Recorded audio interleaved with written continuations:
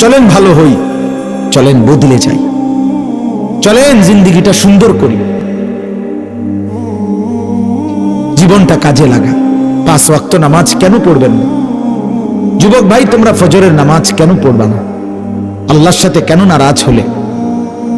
আপনাদের স্ত্রী পর্দা কেন করবে না? হালাল কেন খাবেন না? ঘরের মধ্যে রঙিন টেলিভিশন আর কতদিন চলবে?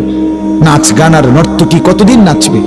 বলেন না বাপ, ইনসাফের সাথে ভাবেন। এজন্য পরিবর্তনের মানসিকতা নিয়ে যদি বুঝ আসে, দিমাগ আসে, আমাদের ভিতরে যদি এই বিবেক জাগে যে আমার বদলানো দরকার, ভালো হওয়া দরকার, আখিরাতকে দামি বানানো দরকার, কবরকে দামি বানানো দরকার, খোদার কসম, তাহলে আমাদের সামনে নিজের আখিরাত, কবর, পরকাল দামি বানানোর লম্বা, সুবর্ণ, সুন্দর, চমৎকার একটি সুযোগ একদম মুখোমুখি। সেটাই হলো মাহে রমজান। নিজেকে দামি বানানো, নিজের কবর আখিরাতকে কি বানানোর? দামি। রমজান মাস, আর এটাই আজকে উদ্দেশ্য বলা।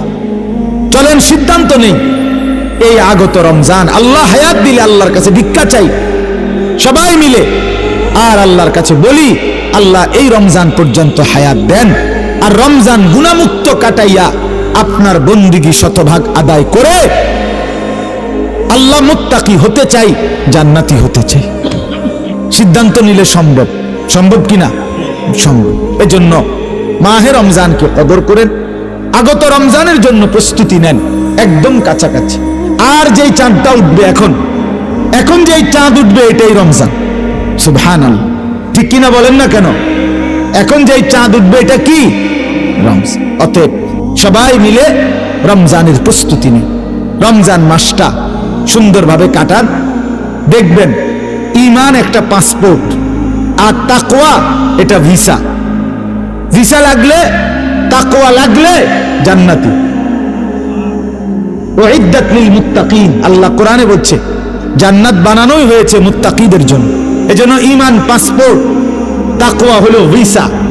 তো ঈমানের পাসপোর্ট তো আমার আছে, আমি মুসলমান।